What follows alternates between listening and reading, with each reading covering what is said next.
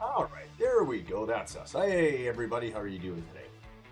So, Jamie from the Marine Doctors YouTube channel, and we're going to be talking about what happened with this week's video. When should you change out your impeller? And another reason why you would want to stay on top of this outside of the normal things. Videos in review, why the compilations as of late, and electric outboard and pricing. I need to get to my chat screen here. Just need a split second.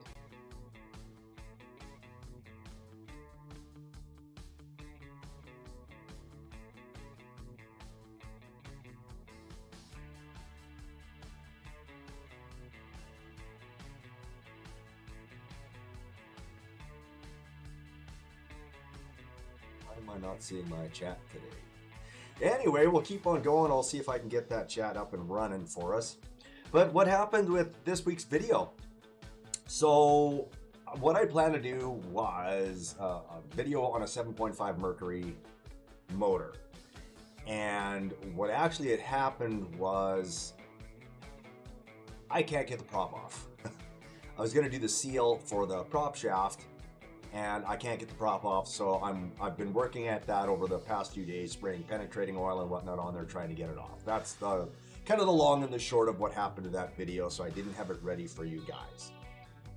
Again, give me a split second here. I want to get back and see why my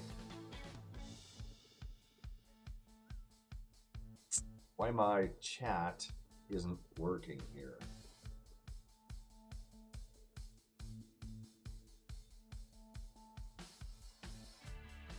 This won't be any good if people are trying to talk to me and I can't see. Well, maybe I can do it this way. Hang on. I'll check my phone and see if I can go this route.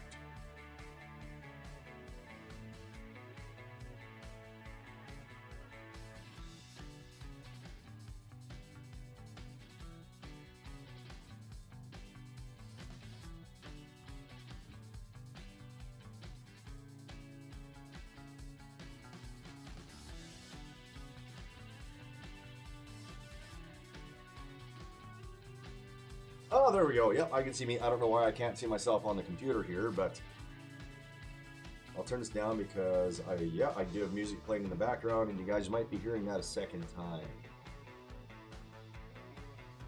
Let's see. So I should be able to get it on my computer. Why am I not seeing it on my computer?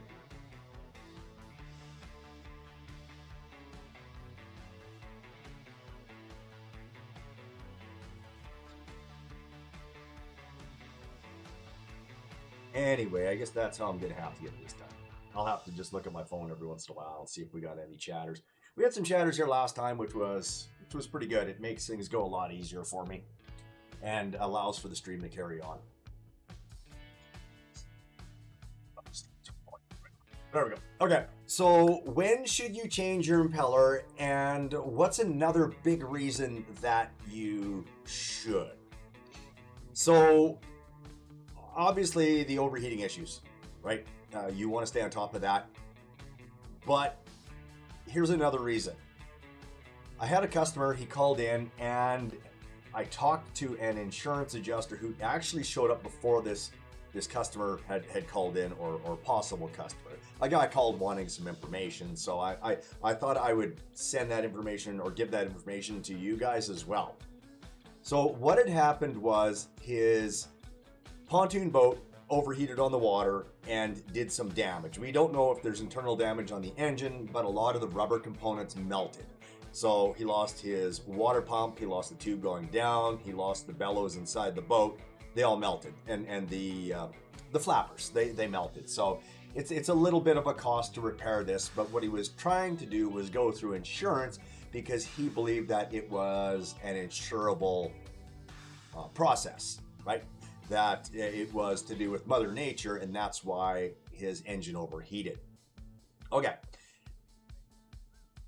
I was shown pictures from the adjuster of what I believe happened, and to me, what it looked like happened was there'd been notable times where the customer had started the engine outside the water or in shallow water with perhaps the drive in the up position.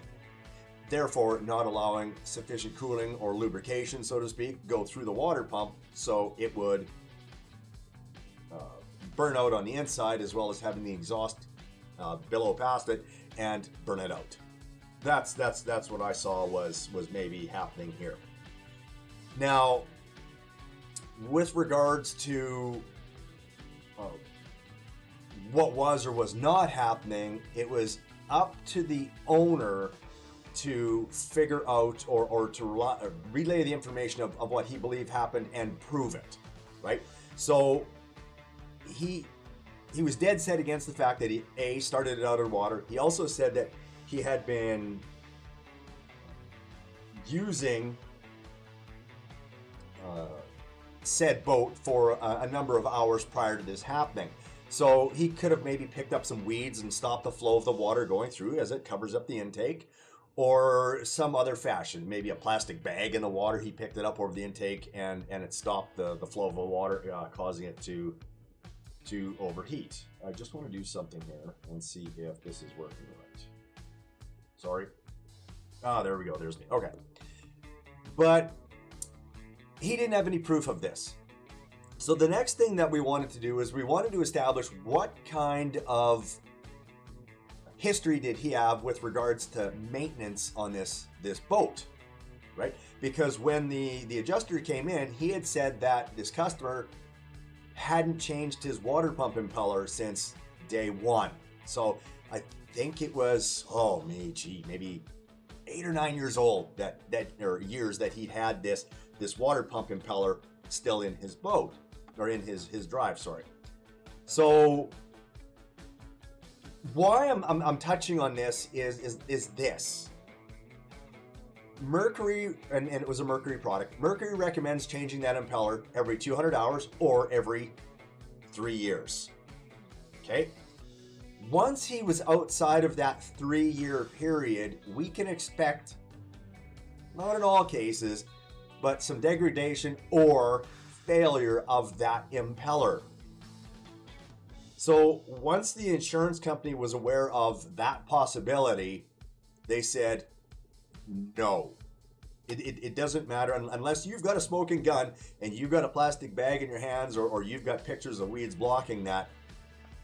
Your maintenance record shows that you were, I guess the term delinquent, did that work? No, maybe it worked.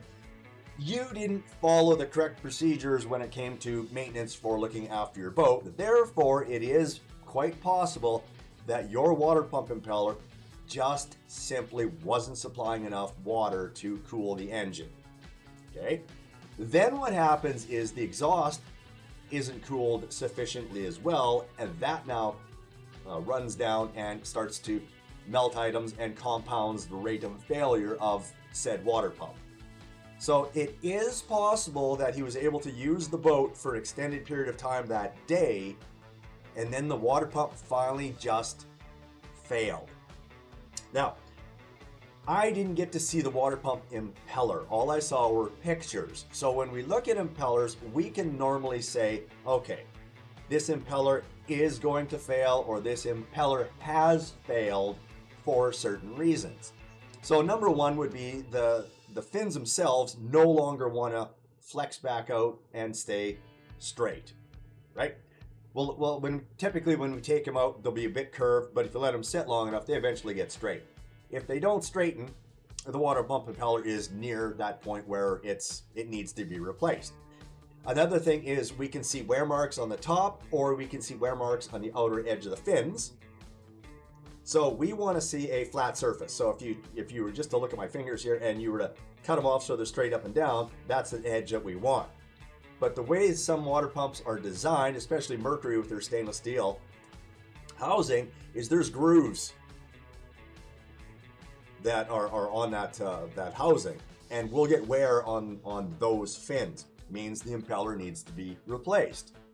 There's also cracks that'll form on the impeller, on the vanes themselves, right? And they'll be down here near the base of the water pump impeller, where it's doing most of it, or where it's spinning, right? We'll see that cracks are forming, or wrinkles, so to speak. That means, again, it's time to change it out. But because it overheated and there was only pictures, I couldn't get a read on that because there was sufficient damage or too much damage to the water pump impeller to lead us in another direction of, yeah, this is exactly why it happened. So even though, let's back up here. Irregardless of what I would have found, or even if I had it in my hand, he lost his bid for the insurance because of his maintenance record. If it would have been inside the 3 years, then he could have said, no, I just had it done. It should still be fine. There's no reason for that particular part to fail outside of sand getting in or those types of things that would cause premature wear. But we also have more information here that wasn't supplied to us. And the fact is, well, where was your buzzer? Where was your overheat buzzer? So when you typically get into a 3 liter, 4.3 liter, or a 5 liter, or whatever Mercury product, as soon as you turn the key, it screams at you to let you know that it's working. It's gone through the circuit and it's working. So that should have been going off. So he had a poor maintenance record, and he also had an alarm system that may or may not have been working, or he chose to ignore it. Some people do that. If they're too far out on the water, for example, so let's say they've boated for, I don't know, 10, 15 miles from their dock, they do things like, okay, what I'm going to do is I'm going to shut it off, I'll let it cool off for a bit, then I'll restart it, and then I'll run it again. And then once the alarm goes off, you know what I'm saying? They'll do it in increments until they finally get all the way home, not realizing that they're creating more damage by doing that. And I understand. If you're out there alone, you need to get home. I get it. But, it is what it is. People just do. And that's another possibility that might have taken place with regards to this incident. So what I'm saying is maintenance has to be done. And that's just another reason, because he didn't get his insurance because of maintenance. All right, videos in review. So I've been doing compilation videos as of late, and one of the main reasons that I'm doing that, and I apologize for doing it this way, you guys may have seen some of the videos, but you probably haven't seen them all. Number one, it gives you guys a way to watch them. And number two is it's simply just not busy enough at the shop in order to create new content right now. I just don't have engines coming in. I was lucky this past week to get that 7.5 to come in, but then run into those issues that I explained at the start of the video. I just can't get the prop off. And again, I'm still working on it, and when I do get the prop off, whether I have to now throw some heat at it or what I have to do, I want to get it off so that I can continue that video for you guys. Electric outboards. They've been out for a while. Let's start with. We'll start with.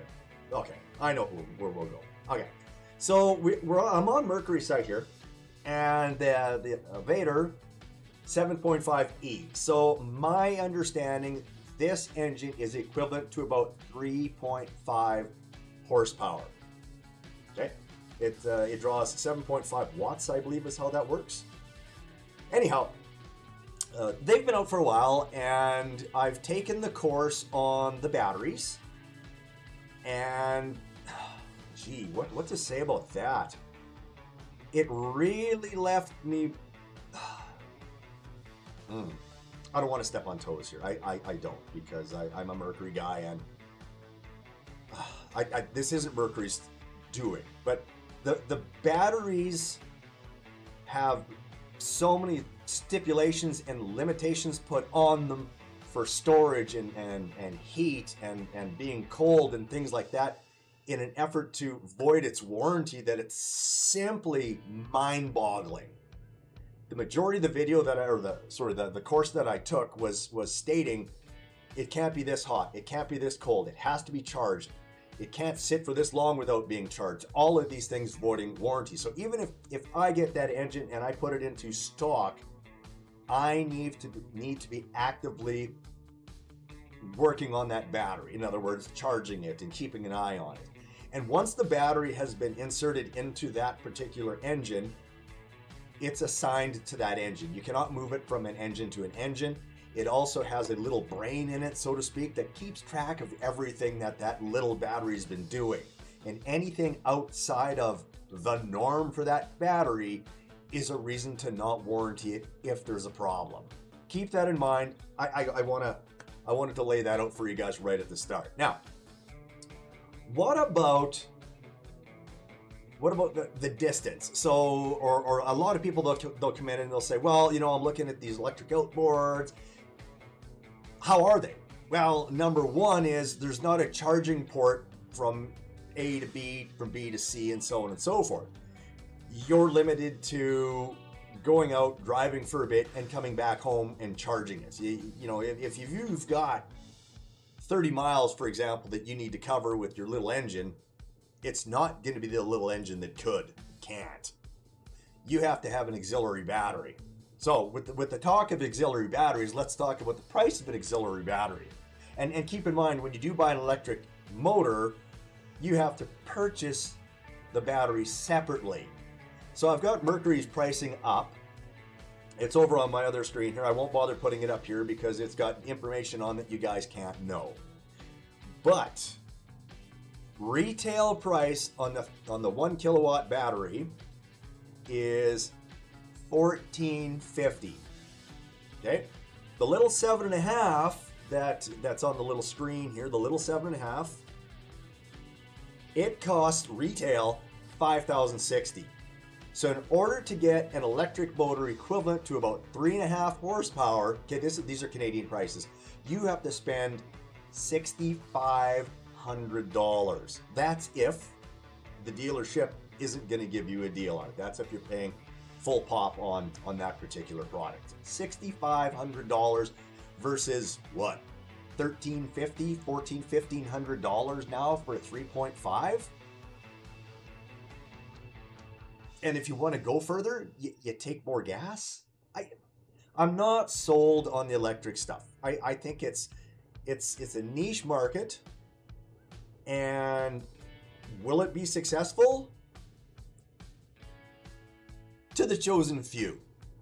I don't think it's practical for the average boater to go out and purchase one of these engines. Now, distance. So Mercury has a testing ground that they call Lake X. So even back, I believe as early as the 60s, maybe, when Mercury was, well, maybe I'm overstepping here, but I think it was the 60s or 70s. Lake X was where Mercury would take all of their product and they would run it for 24 hours straight at full RPM, 48 hours straight. They had these tests that they would do on these outboards in order to let us know if they're going to work properly. Maybe they ran them for weeks at full throttle. I don't know. It just kept dumping gas into the tanks. I don't know.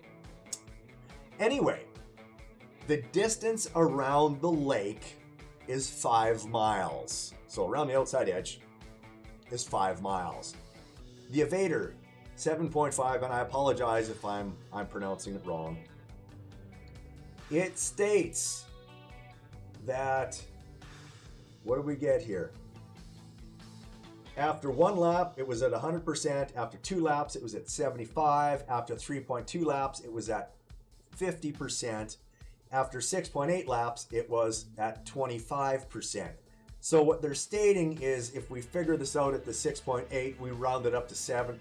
35 miles is the distance that they can go, or you should be able to theoretically go with that little engine. 35 miles. So keep in mind, 1/3 out, 1/3 back was the old saying with fuel tanks, right? And then you would always have a 1/3 reserve if something was to go wrong.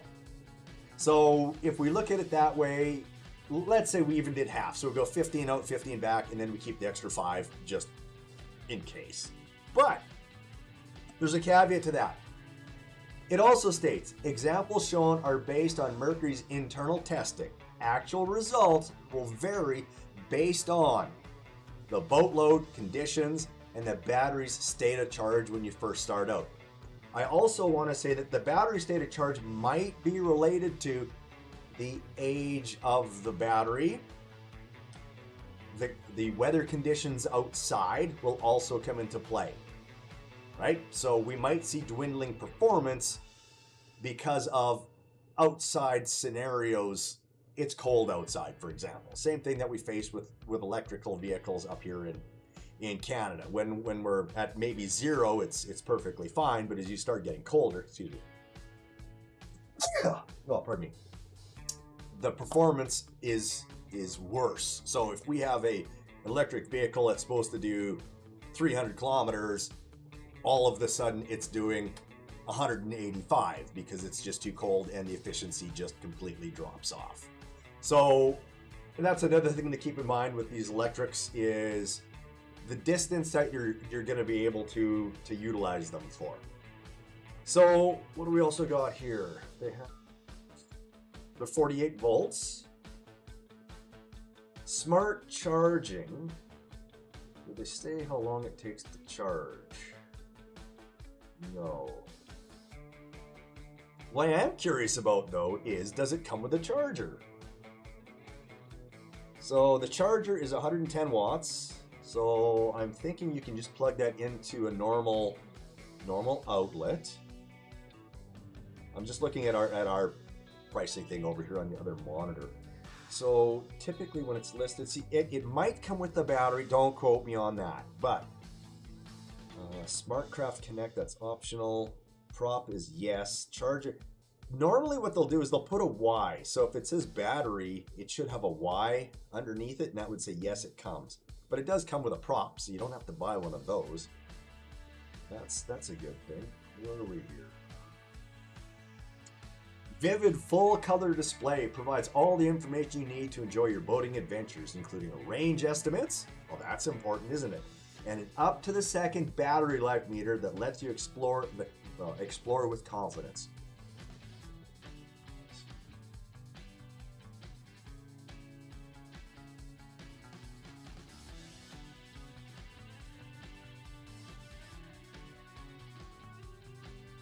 So they make a 7.5, a 110, a 20, a 35. And I think the 35 is equivalent to 15 horsepower. I think that's how that plays out. I did have some interest from one of my environmental companies that we look after until I told them, well, that 3.5 or 35 that you're looking for, do I have that pricing? I should have that pricing. Why am I only listed at 7.5? Maybe that's all we can get so far.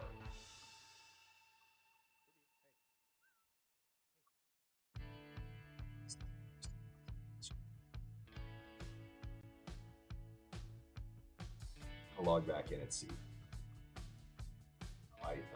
It's not showing me the pricing unless it's somewhere else. Just give me another quick second here. Go to our base prices and just do some scrolling. Oh, there we go. So the 35 is $7,000. I guess when you compare it to the 7.5 versus the 35, it's a lot more power for a lot less money in comparison. It's still a lot of money for that kind of horsepower when you're thinking, oh, sorry, whatever they measure it as, but 15. So that's 3,700 watts versus 750 watts. So I guess if you're gonna go and get one of these, you get the biggest one you can. But the battery for the 35 is 2,300 bucks. And it weighs 48 pounds. So I don't know what the engine itself weighs, but I know that the battery, the little battery, is 17 pounds. So that's not too bad. Any other information on here? 3-year limited warranty standard on all models, not including the battery. There you go. Commercial applications is 1 year. And what is this? What is this? 2-year warranty on the battery for pleasure applications and 1 year on for commercial. So yeah, there's that, I guess. Ouch. So yeah, getting into electric motors is is expensive. There's the 35 there. So the 35, it's getting the same distance as the smaller one. I guess you're just going to do it faster. They're using a 12-foot boat, 12-foot, 770-pound aluminum John boat is what they're doing for those tests. Did they list that for the 7.5? Did they state the boat? So the boat is a 13-foot, 382-pound Veer, V13.